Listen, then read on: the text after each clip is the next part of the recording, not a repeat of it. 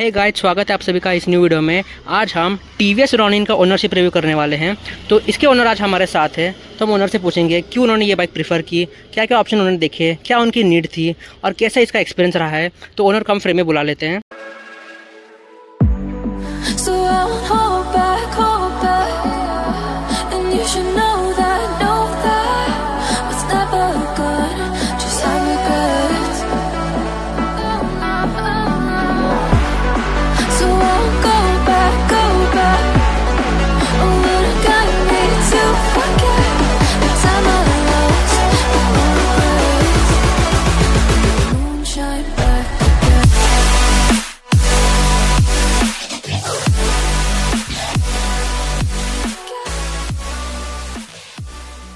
ये है इस बाइक के ओनर। सर, आपका नाम? ऋषिकेश। अच्छा, तो ऋषिकेश इस बाइक के ओनर है। अब हम इनसे पूछते हैं कि क्यों उन्होंने बाइक खरीदी और कैसा इनका एक्सपीरियंस रहा है। तो सबसे पहली बात, आपने ये बाइक कब परचेस की थी?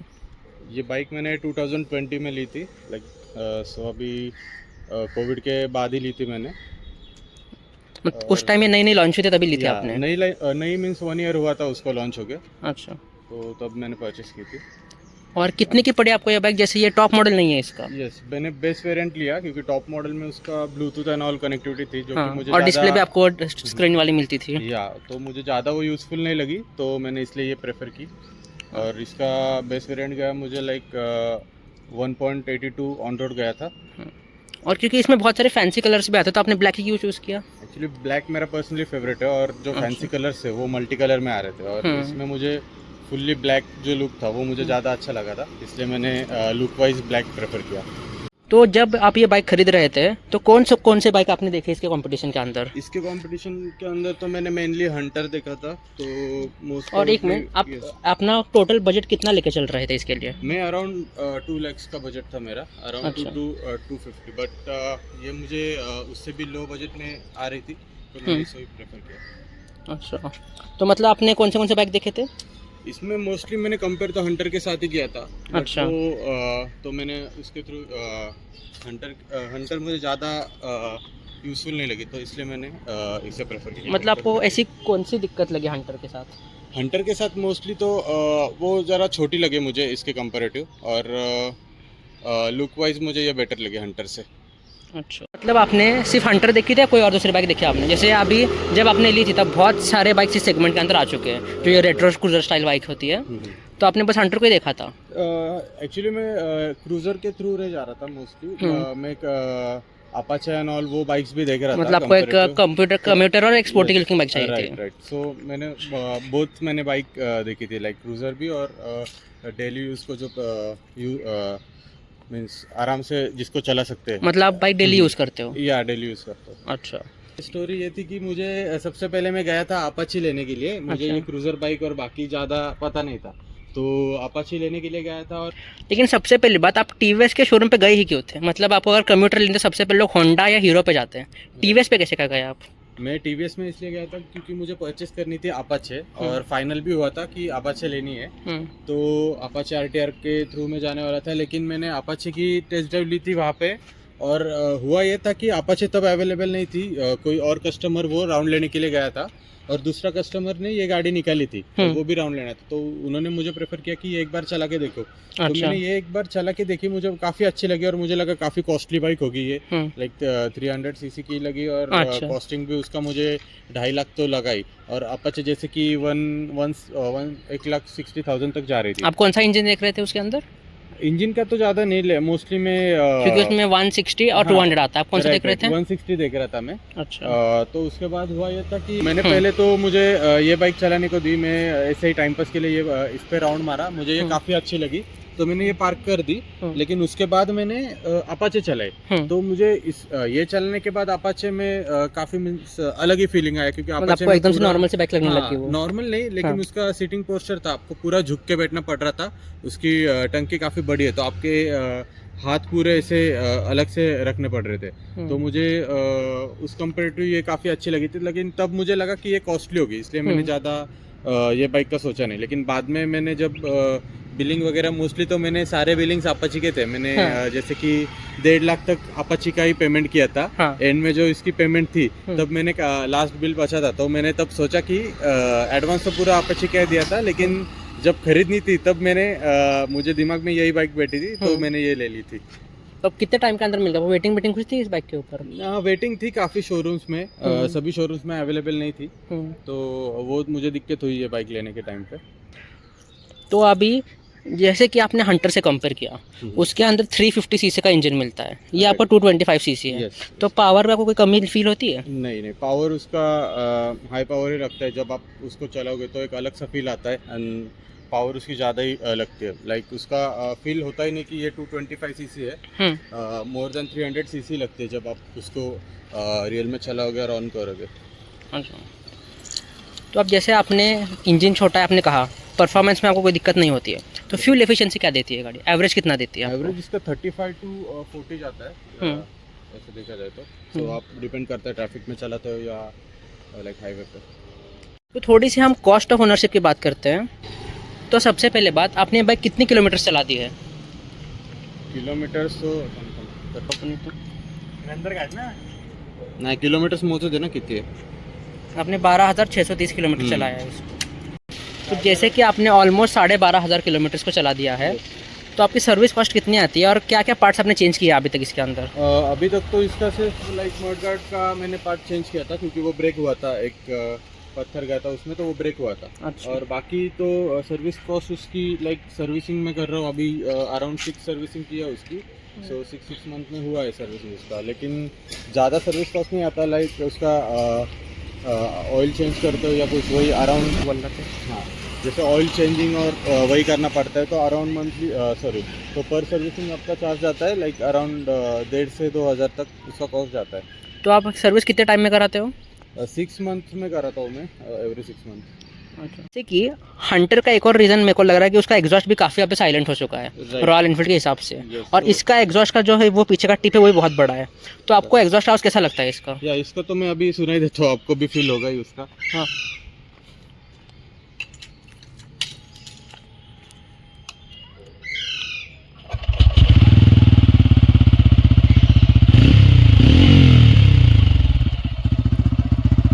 उसका अलग एक फील है, बेस ज़्यादा है उसमें अगर कंपेयर किया जाए तो। उससे अगर आप कंपेयर करते हो तो हंटर से कंपेयर करते हो तो उसका बेस काफ़ी कम है, और इसका आप जब बैठते हो तो अलग ही फील आता है जब इसका एग्जॉस्ट भी सुनते हो आप। जब आपने इस जो सेगमेंट है इसका 250 सीसी से लेकर 300 सीसी तक का, जो ऐसी बाइक्स आती है जो रेट्रो क्लासिक आती है, आपने कौन से बाइक चलाई इस सेगमेंट के अंदर? इसमें मैंने काफ़ी लाइक जैसे कि मैंने जावा का भी राइड लिया था, हंटर का भी लिया था, तो उस कंपेयर में मुझे यही बेटर लगी। दोनों में अगर कंपेयर किया लुक वाइज मेन तो, और उसका जो आप चलाते हो तो एक आराम से एक पोस्चर है, और उसका एग्जॉस्ट भी अच्छा है, तो उसमें मुझे यही बेटर लगा। आपने जावा की कोई बाइक चलाई है? या जावा की मैंने चलाई है, जावा 42 चलाई है, उसका राइड लिया था मैंने। तो मुझे दोनों में कंपेरेटिव लुक वाइज तो यही पर्सनली अच्छा लगा। जो ब्लैक कलर है उसका उसका फील अलग है, तो मैंने इसको चूज़ किया। जैसे हम जावा के अगर इंजन की बात की जाए तो वो बहुत ही ज़्यादा स्मूथ इंजन है, काफ़ी ज़्यादा रिफाइंड इंजन है, और वाइब्रेशन ज़्यादा फील नहीं होता आपको। इसका क्या हिसाब है? इसका ज़्यादा वाइब्रेशन नहीं है, क्योंकि स्मूथ है एकदम, ज़्यादा आपको वाइब्रेट फील नहीं क्योंकि होता। जावा में आपको लिक्विड कूल्ड इंजन मिलता है या आपको एयर कूल्ड मिलता है, यस। तो smoothness, vibration air cooled engine के हिसाब से थोड़ी बहुत तो फील होते होगी आपको। या ये ज़्यादा हीट नहीं करता, मेन पार्ट तो वही है। अगर जावा आप चलाते हो और चलाने के बाद आप गाड़ी बंद, जावा अगर चलाते हो आप और ये चलाते हो, जावा अगर आप बंद करते हो तो उसके बाद आपको हीट ज़्यादा महसूस करेगी, लेकिन इसका आपको हीट बिल्कुल नहीं लगेगा, और जो वाइब्रेशन है वो भी नहीं लगेगा ज़्यादा। स्मूथ एकदम फील होगा जब आप गाड़ी चलाओगे। वैसे अगर कि आप 2.5 लाख रुपए तक बजट लेके चल रहे हैं, तो आपको क्लासिक 350 भी मिल जाती, तो उस पर क्यों नहीं गए आप? आपको रोड प्रिंस मिल जाता, उसका नाम भी मिल जाता, और जो उसका एक दबदबा है वो भी मिल जाता आपको। यस, एक्चुअली वो गाड़ी अभी ऑलमोस्ट सभी लोग मीन्स गाड़ी ले रहे तो उसी ब्रांड को जा रहे, तो वो ऑलमोस्ट सभी के पास वही गाड़ी हुई है। मुझे एक्चुअली थोड़ा अलग गाड़ी चाहिए थी, तो मुझे ये अच्छी लगी काफ़ी, तो मैं उनकी जगह पे रॉनिन चूज़ किया। ने कहा कि आपके दोस्तों के पास बहुत सारी गाड़ियां हैं, तो जब आपके दोस्त इस बाइक को देखते हैं तो उनका क्या रिएक्शन रहता है? खासकर रॉयल एनफील्ड वाले। या मोस्टली तो काफ़ी लोगों को ये गाड़ी पता ही नहीं, तो काफ़ी लोग देखते तो पूछते कि ये कौन सी गाड़ी है। मोस्टली लोगों को पता नहीं, और मुझे गाड़ी लेते समय यही चाहिए था कि लोगों को ज़्यादा गाड़ी पता नहीं चाहिए कि ये कौन सी गाड़ी है। तो इसका लुक भी मीन्स इंटरनेशनल लेवल का ही दिया है, और बाकी जो दोस्तों थोड़ी के सी ऐसे पास- अमेरिकन बाइक वाली फील आती है इसके अंदर। राइट। तो बाकी जो दोस्त है उन्होंने देखी तो उनको पहले लगा कि बस लुक में ही है। जब उन्होंने स्टार्ट किया और चलाया तो उसका स्पीड भी उन्होंने देखा तो उनको भी काफ़ी। हाँ। तो मेरे बाद भी कई दोस्तों ने मीन्स पूछा कि गाड़ी के बारे में बहुत सारी जानकारी ली, और उन्होंने भी मीन्स प्रेफर किया कि यही गाड़ी परचेस करनी है। जैसे कि आपको बाइक लिए हुए बहुत टाइम हो चुका है, तो आपने बाइक को अच्छी तरह समझा भी होगा। Right. तो क्या पॉजिटिव और क्या नेगेटिव पॉइंट्स इस बाइक के आपको लगते हैं? पहले तो मैं निगेटिव पार्ट बताऊंगा। निगेटिव में है कि आप अगर गियर शिफ्टिंग का देखोगे तो गियर शिफ्टिंग में जैसे आप न्यूट्रल करना चाहते हो तो जल्दी से न्यूट्रल नहीं होती। जब आप गाड़ी को ऑफ करोगे तभी वो जल्दी न्यूट्रल होती है। पहले तो मुझे लगा कि ये सिर्फ मेरे गाड़ी का ही प्रॉब्लम है, लेकिन जब मैं सर्विस सेंटर में गया तो मुझे पता चला कि लाइक सभी मीन्स काफ़ी ज़्यादा रोनिन में यही प्रॉब्लम आ रही है कि गियर शिफ्टिंग का मीन्स न्यूट्रल पे लेने का इशू है। और सेकंड है निगेटिव चीज़ मुझे ये लगी कि इसमें 2 मोड दिए लाइक रेन, एक अर्बन मोड है एंड एक रेन मोड है, तो आप इसको स्विच कर सकते हो। तो अगर आप स्विच करते हो लेकिन आपको ज़्यादा डिफरेंस नहीं समझता, रेन मोड में थोड़ा सा उसका एग्जॉस्ट का थोड़ा चेंज होता है, बट बाकी गाड़ी चलाने का वो फील दोनों में ही पिकअप सेम। में इसमें कोई फर्क नहीं पड़ता। फर्क नहीं, दोनों में ही सेम चीज़ मुझे लगी इसमें। और थोड़ा बहुत स्क्रीनिंग में भी थोड़ा प्रॉब्लम लगा, जैसे कि अगर आप 5th गियर पे हो तो कभी कभी वो 1st गियर पे ही दिखाता है, तो वो थोड़ा मुझे निगेटिव बात लगी। और अगर हम पॉजिटिव की तरफ जाए तो जैसे कि मैंने बहुत बताया कि पहले तो एग्जॉस्ट आता है, उसका एग्जॉस्ट काफ़ी अच्छा लगा मुझे, और सीटिंग अरेंजमेंट है, पोस्चर उसका वो एक मुझे बेस्ट लगा कि आपको ज़्यादा एकदम कंफर्टेबल होकर आप बाइक चला सकते हो। तो ये चीज़ मुझे पॉजिटिव में लगी इसकी, और लुक तो काफ़ी मुझे अच्छा लगा, तो पॉजिटिव में ही आता है। मतलब आपको अगर नेगेटिव ढूंढने पड़ रहे तो मतलब आप फुल सेटिस्फाइड और बहुत पसंद भी आपको ये बाइक? यस। जैसे कि इसमें हेडलैम्प्स इंडिकेटर्स काफ़ी सारे एलईडी आते हैं, तो लाइट का थोड़ा कैसा, नाइट ड्राइविंग किया आपने कभी? यस नाइट टाइम में भी अच्छा काफ़ी लगा है, जैसे हैजार्ड लाइट भी दिया है उसमें, तो मैं ऑन करके दिखाता हूँ। तो ये कुछ आपको ऐसे एलईडी मिलती है इसके अंदर टी शेप के अंदर, जो थोड़ा ट्रायम्फ की लुक देती है आपको। और ये आपको एलईडी मिलते हैं यहाँ पे 2 लो बीम और 2 हाई बीम के लिए। और ऐसे आपको हज़ार लाइट्स मिलेंगे, जो काफ़ी ज़्यादा आपको एलईडी सेटअप भी मिलता है इसके अंदर, कोई आपको हैलोजन वो सब नहीं देखने को मिलेगा। और जबकि ये बेस मॉडल है इसका। यस बेस मॉडल में ये उन्होंने इंस्टॉल करके दिया है, क्योंकि काफ़ी बाइक्स में हमको अलग से इंस्टॉल करना पड़ता है हैजार्ड लाइट, इसमें पहले से ही दिया है। वो टेल लाइट भी काफ़ी अच्छी डिज़ाइन की मिलती है आपको, और एलईडी मिलता है सब तरफ। यस तो ओवरऑल आपको क्वालिटी कैसी लगती है इस बाइक की? मतलब स्विच गियर से बात करें, या मिरर्स की, या जो प्लास्टिक पार्ट्स आते हैं उनकी, या जो मेटल भी की भी क्वालिटी है, या पेंट क्वालिटी है, तो कैसा सांगा? तो इसका पूरा मीन्स आप क्वालिटी देखोगे तो पूरा मेटल में ही आता है, और ये भी अगर देखा जाए तो ये भी काफ़ी मीन्स ऐसा हार्ड है, ज़्यादा मेटल का ही है। मीन्स मोस्टली मेरे से ये हुआ है कि इसका स्क्रू भी काफ़ी बार निकला है, और ये नीचे गिरा है तो अभी भी उसको प्रॉब्लम नहीं दिया, क्योंकि काफ़ी बार क्या होता है कि वो अगर गिरता है साइड पोर्शन तो वो ब्रेक हो जाता है, लेकिन वो मुझे इसमें फील नहीं हुआ कि 2-3 बार उसका वो गिरा है, लेकिन फिर भी वो ब्रेक वगैरह नहीं हुआ। तो बिल्ड क्वालिटी तो अच्छी लगी मुझे। ये सब बटन्स की क्वालिटी ये सब काफ़ी बेसिक लगते हैं, देखिए कि अपाचे वाले कंट्रोल से इसके अंदर। राइट इसको बेसिक दी है, बट ऐसा कुछ मुझे ये नहीं लगा कि अलग चाहिए था ये। मिरर में अच्छा व्यू मिलता है आपको पीछे का? यस मिरर कंफर्टेबल है, आप इसको मूव भी कर सकते हो, ऐसे साइड में आप ऐसे भी रख सकते हो पूरा, और जिनको लुक अलग रखना है वो ऐसे स्ट्रेट भी रख सकते हो। ये कुछ नई बात बताई आपने इस बाइक की। बताइए इसकी तो सर्विस एक्सपीरियंस कैसा है टीवीएस के साथ में आपका? क्योंकि रॉयल एनफील्ड के साथ वो दिक्कत रहती है, बहुत लोग कंप्लेंट करते हैं कि अटेंड नहीं करते आपको, या बहुत टाइम लगा देते हैं, या पार्ट्स बहुत महंगे हैं। तो इसका कैसा लगा आपको? अटेंड करता है अच्छी तरह से? एक्सपीरियंस अच्छा है आपका? सर्विसिंग का तो एक्सपीरियंस अच्छा रहा मुझे, कभी ऐसा पार्ट का इशू नहीं तो दूसरा कुछ इशू मुझे आया नहीं। मतलब जो आपको पार्ट्स अवेलेबल मिल गया आपको कंपनी के अंदर? यस उसके अवेलेबल है पार्ट्स अभी भी टीवीएस के काफ़ी सारी जगहों पे, तो सर्विसिंग में मुझे ज़्यादा दिक्कत नहीं है। और वहाँ पे सर्विस सेंटर वाले भी अच्छे से अटेंड करते हैं आपको, क्योंकि ये बाइक इसके लिए उन्होंने अलग से रखे जो अच्छा, मतलब अलग कंपार्टमेंट रखा है इसके लिए? मतलब यहाँ पे जो स्कूटी और अपाचे के बीच में नहीं जाते ये बाइक? नहीं वो एक्चुअली उनके जो लोग हैं जो टीवीएस रोनिन के लिए जो करते हैं, तो उन्होंने वो भी अलग रखे, जो मोस्टली स्कूटीज के लिए अलग लोग रखे। तो वो मुझे काफ़ी अच्छा लगा कि वो अगर आप जाओगे तो आपको बोलते कि ये शोरूम में कई सारे टीवीएस के शोरूम है, वहाँ पे भी मीन्स कई सारे लोग हैं जो रोनिन की सर्विसिंग नहीं करते, लेकिन कई सारे हैं जहाँ पे वो उन्होंने अलग से उन्होंने लोग रखे कि जो इसके लिए करेंगे सर्विसिंग। मतलब आपको हर एक सर्विस सेंटर को नहीं मिलती है ये बाइक की सर्विसिंग करना, कोई आपको स्पेसिफिक पे जाना पड़ता है। राइट, क्योंकि मिलती है हर एक सर्विसिंग में, लेकिन करने वाले लोग वहाँ पे अवेलेबल नहीं रहते, कभी कभी ये दिक्कत आई है। तो जैसा कि आपने इस पे पीपीएफ करा हुआ है, तो क्या कॉस्टिंग पड़ी आपको और क्वालिटी कैसी लगी पीपीएफ, क्या अच्छी है? और कितना टाइम हो गया आपको करते हुए ये? पीपीएफ मैंने जब गाड़ी ली थी उसके बाद ही किया था मैंने, तो तभी लिया था, तो काफ़ी टाइम हो गया पीपीएफ करके भी, और मैं निकालना भी चाहूँगा इसको, लेकिन अभी 1-2 साल में निकालूंगा। तो तब ये जैसे कि अभी ये स्क्रैच वगैरह आपको गाड़ी पे दिख रहे, तो वो बाद में आपको नहीं दिखेंगे जब मैं पीपीएफ रिमूव करूँगा, तो तब और एक नया फील आएगा। तो जहाँ से आपने करवाया था, जैसे आपको पता है पीपीएफ करते ये बैजिंग्स हटाने पड़ते हैं, तो उसके बाद कोई प्रॉब्लम है? ये अच्छे से स्पेस्ट होगा इसके ऊपर? उन्होंने पीपीएफ किया तो उन्होंने ये हटाया नहीं था। अच्छा, उन्होंने डायरेक्टली साइड से ही किया था उसको। मतलब वो कट किया है इसके ऊपर? जूम करोगे तो आपको यहाँ पे दिखेगा कि वो प्रॉपर कटिंग किया है। अच्छा, तो ये हटाया नहीं था, उसके साइड से ही उन्होंने किया था। तो एक्चुअली मैंने गलत पर्सन से पीपीएफ किया, उसने प्रॉपर किया नहीं था पीपीएफ, लेकिन मुझे करना ही था।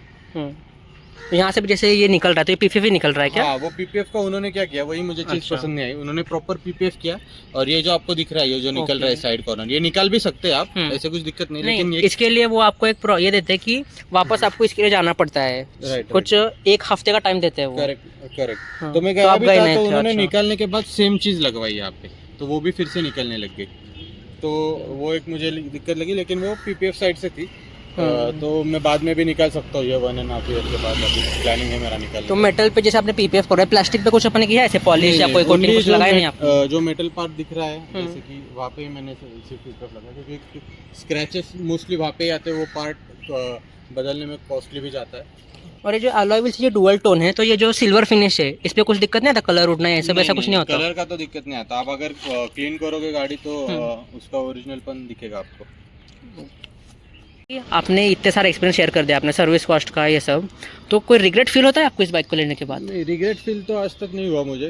जब भी मैं गाड़ी निकालता हूँ और चला तो बाहर, तो मुझे काफ़ी अच्छा फील होता है खुद को। और अगर खुद को फील हो रहा है तो हम जो खुद के लिए लेते गाड़ी, तो वो फील अच्छा है, तो मुझे रिग्रेट बिल्कुल नहीं फील हो रहा है।